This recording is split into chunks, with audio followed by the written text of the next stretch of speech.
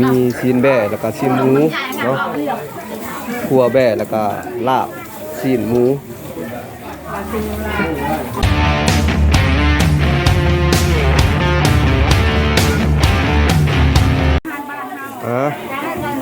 ก่อนอื่นก็ขอทักทายสบายดีพี่น้องทุกคนเด้อตอนนี้ทางเจ้าภาพเพิ่นได้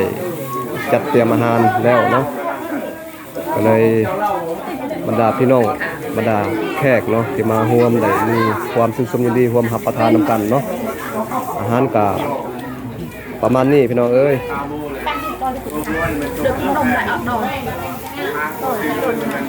มีซีนแบ่แล้วก็ซีนหมูเนาะ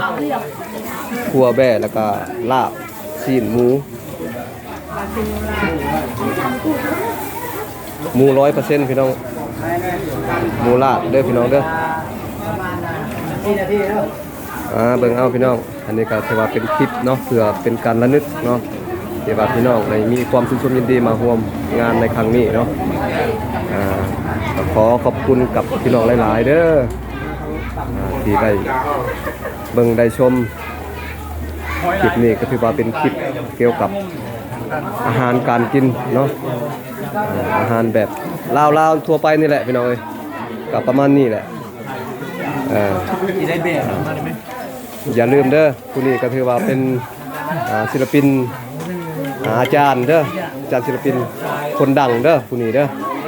นี่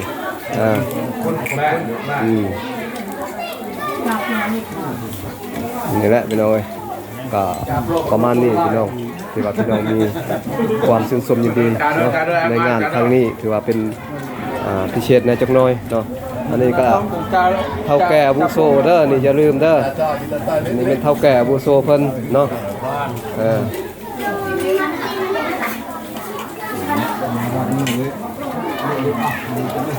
ย่างหมด4 นาทีวัน1 นาทีก็ได้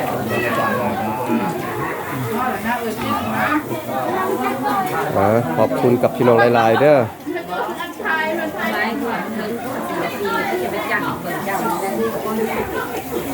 มาโยนในกำเจมวยอันอธิจ้ายุบเลย1 นาทีไปเนาะอะไร1 นาทีไป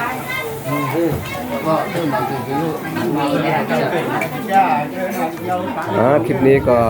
ประมาณนี้เด้อพี่น้องเด้อขอขอบใจกับพี่น้องเด้อยังมีคลิปต่อไปเด้อพี่น้องเด้อติดตามเด้อพี่น้องเด้อเพื่อบ่พลาดในคลิปต่อไปเด้อ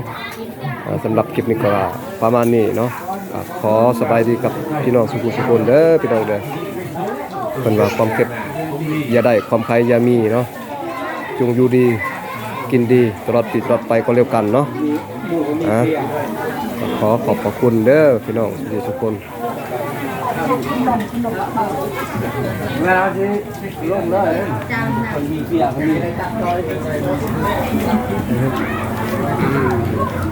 นี่ก็